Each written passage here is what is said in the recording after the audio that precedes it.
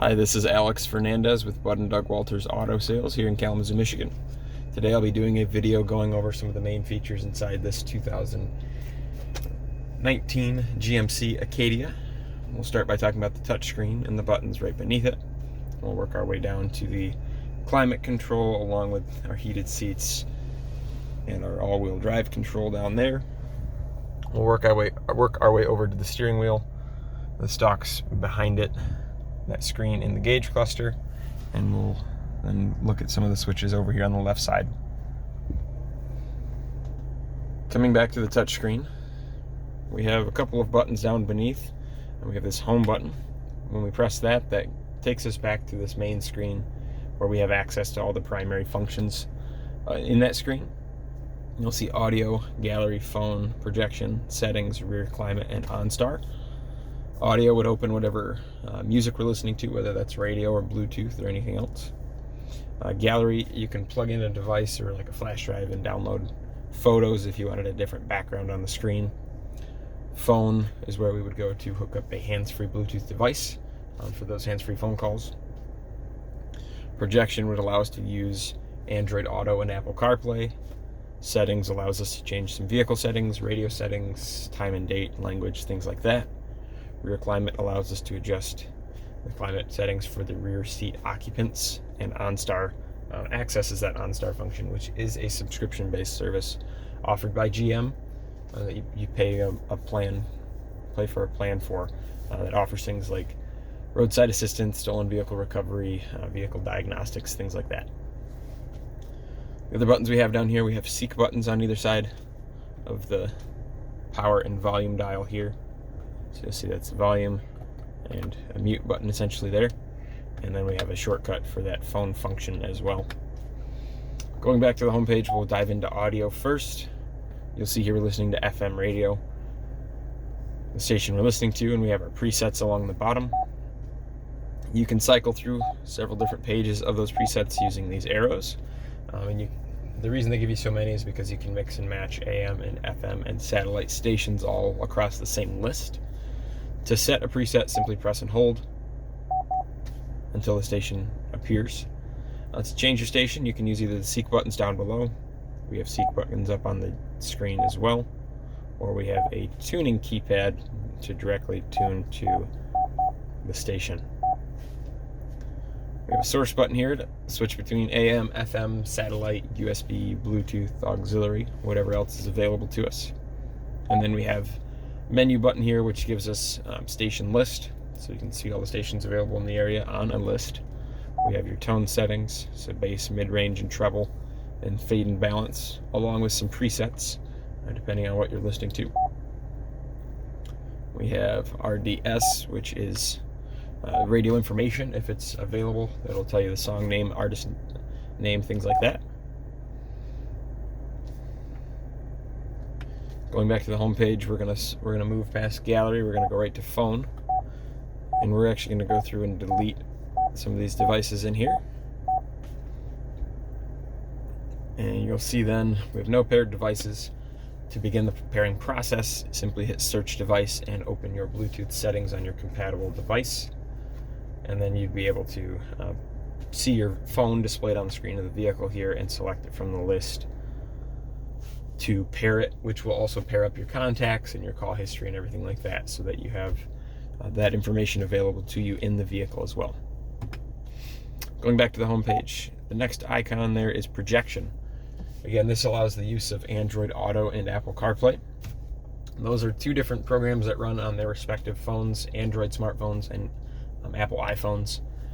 Android Auto does require you to download the Android Auto app from the Play Store to run that program. You'd then plug the phone into the USB port of the vehicle to access that program. Apple CarPlay is built into the iPhone, so you don't necessarily have to download an additional app, but the process is the same as far as plugging into the USB port to access that feature. That will allow you to use things like your favorite navigation apps, Google Maps, Apple Maps, Waze. Your phone calls and your texts will come through, and you're able to respond by voice commands. And you also have access to music and podcasts and things like that. Next icon is settings.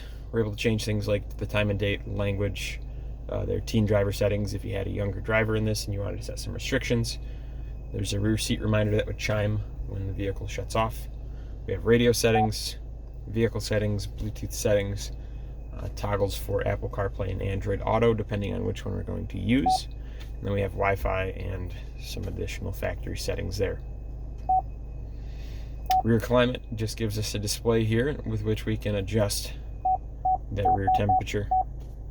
We can adjust temperature, fan location, fan speed, and then we can turn off the rear climate, sync it to the front climate, put it in auto mode so that it will take care of the fan speed and the location itself given the temperature that's been set. And then we can also lock that rear climate control if we don't want the rear occupants to change the settings. Last one, there's OnStar. Again, that's a subscription-based service offered by GM that you pay for if you'd like to access those features.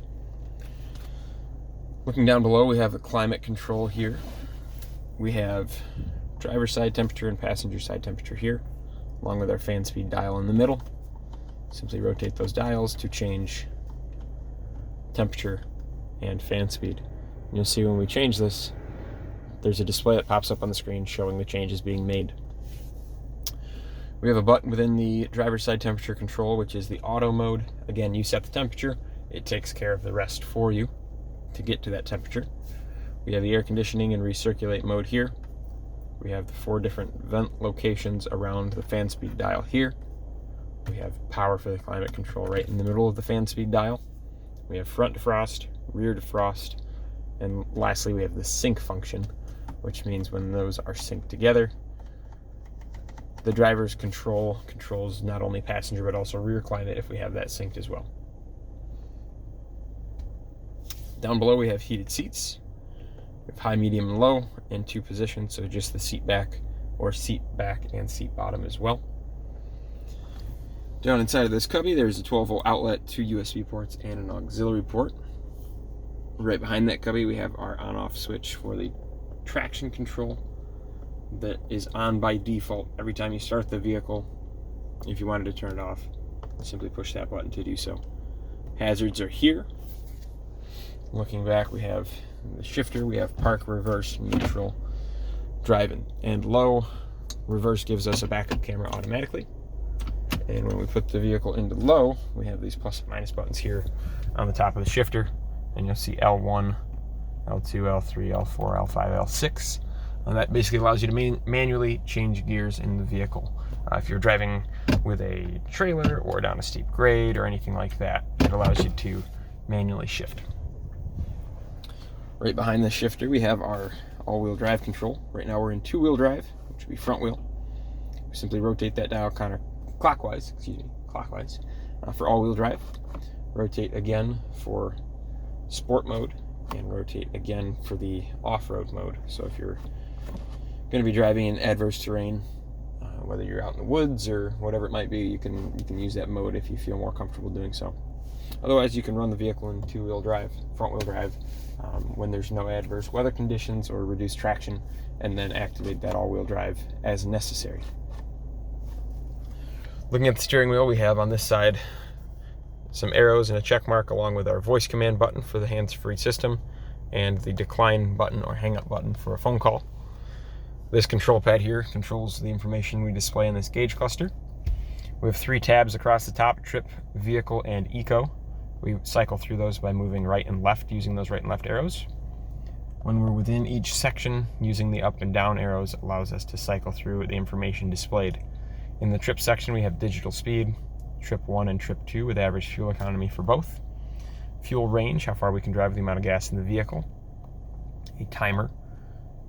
There's no active route for the navigation, and because this vehicle is just equipped with OnStar, you would have to subscribe to the OnStar plan with turn-by-turn navigation to use that function there. We have a blank page, and then back to the top. Within vehicle, starting at the top, we have oil life as a percentage, tire pressure for all 4 tires, battery voltage, transmission fluid temperatures, and what units we're using, and then you can set a speed warning if you want a chime to sound when you cross a certain speed. And then eco gives us a 30 mile trend of the fuel economy, as well as what they call an eco index. Just shows you how economically you are driving. On the back side of the wheel here, there are 2 buttons on this side which adjust the volume up and down for the radio.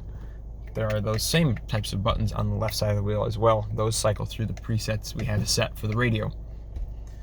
Looking at the left side of the wheel, we have cruise control. That's our on-off switch there. You'll see an icon appear in the tachometer. Once cruise is on and you're up to speed, push the set button to set the speed. Once the speed is set, press the plus sign to speed up or the minus sign to slow down. And then you can press cancel or tap the brakes if you wanted to slow down, and then press resume to continue back at the speed you'd set initially. Looking behind the steering wheel on the right side here, we have the windshield wiper stalk. Simply click that down once for a single swipe and click up for intermittent, which we can then adjust the speed of here. Click up again for low speed, and finally once more for high speed. The rear wiper, rotate the end of the dial to use that. We have the off position, the intermittent position, and the on position. You'll just line that up with that little notch there. For the spray for the windshields, for the front windshield, pull the stalk towards you for the spray, and for the rear windshield, push the stalk away from you for the spray. On the left side here, we have our headlight controls. The headlights are automatic. You'll see automatic light control is on. And then we also have fog lights as well. So we can toggle those fog lights on or off as needed or wanted. Your brights, simply push away to turn on and pull towards to flash. And then your blinkers are there as well. Down below on the left side here, we have the parking brake. Push that in to engage it, and then with your foot on the brake pedal, push on it again to disengage it. To the right of that, we have the brightness adjustment for the interior backlighting of the gauges and the buttons and everything in here. So when the headlights come on, it's going to dim those accordingly, and you can adjust it as necessary. Looking at the door, we have our door locks here. We have window switches, our window locks, our mirror adjustments in which mirror we're adjusting. And then right down below here is the power liftgate button. You push right in the middle to open or close. We can also adjust it, the max height setting, 3/4 height setting, or we can turn that power liftgate switch off altogether. Looking up above, we have dome lights here. We have 3 buttons which do pertain to OnStar. So again, you subscribe to that to gain access to those buttons. And then we also have a switch to tell the doors being open to turn on the dome lights. And we have a switch to turn all the dome lights on in the car all at once. And right behind that, we have a sunglasses case there. Those are the primary features of this 2019 GMC Acadia. If you have any more questions, please refer to us at waltersautos.com or feel free to call 269-375-7008 with any further questions or to make an appointment. Thank you.